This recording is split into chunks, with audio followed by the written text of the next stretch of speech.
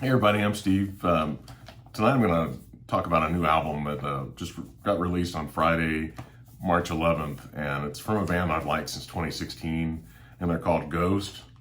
This is their new album. The album's called Impera, and I think it's really strong. A lot of songs I had heard on this just over the past month or so. They had like 3 singles released from this. Call Me a Little Sunshine, Hunter's Moon from the Halloween Kills soundtrack, and also the song 20s. And I think those are all really strong. I was really excited to be able to hear those in my car today for the first time. They also have a song called Respite or Respite on the Spitalfields, which I think is really strong. And I think probably the best song on this album that I've heard so far is Watcher in the Sky. Really strong. This has 12 tracks altogether. The only 2 tracks out of the 12 that I don't really care for a lot, at least right now, are the 2. There's like 3 interludes altogether, and there's 2 of those. One's called Dominion, and the other one's called Bite a Passage. Let's Bite a Passage. I think those 2 songs are kind of unnecessary. One of them is like 30 seconds. The other one's just like a little over a minute long. And I don't really see the point. It seems like a lot of bands do interludes now, like Tool and their most recent album did that. They had like 3 interludes on it that were kind of pointless. But the first track on this is called Imperium, and I think that song's really strong. It kind of gets you really excited about the album. It starts off really well, so that one I really like. And that one's it's a little over a minute, like minute and a half or so, between a minute and a half. And I think it's really strong. And what's really interesting about this band is it seems to have a wide range of audience, different ages. I really love this band. I've noticed it. I know a guy named Roger. He has a YouTube channel called Slasher Pepper, and he's only 18, and he loves this band. And I know somebody else that works at the Exchange in Indianapolis. It's like a place where you can buy music and movies and such. And I know that she's in her 20s, and she loves this band. I'm 48. I know people in my age group that love them.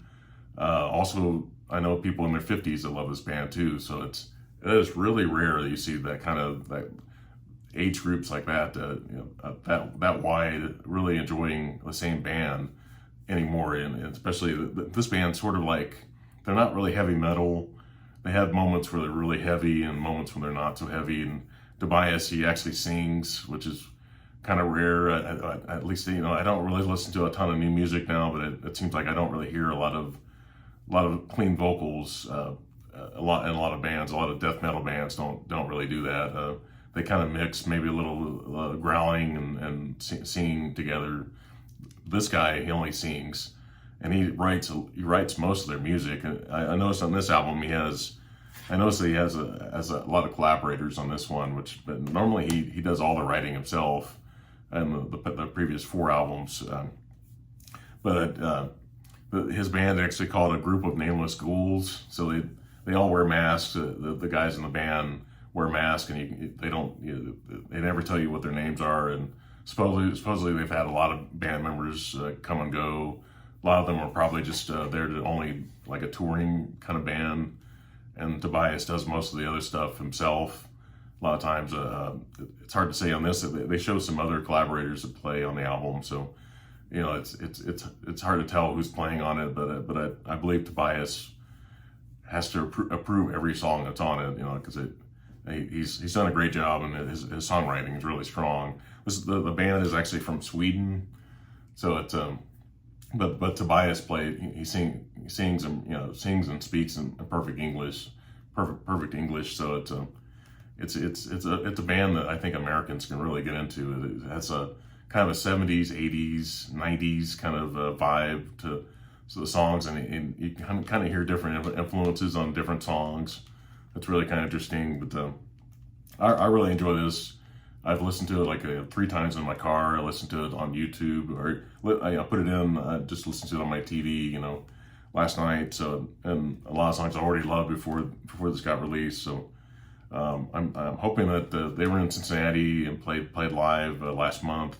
I'm hoping that they'll come here this summer. It'd be great to check them out, because I've never seen them live. So it'd be really great. So please check out my other videos I put on my channel in the coming weeks, and hope to see everybody back. Thank you. Bye.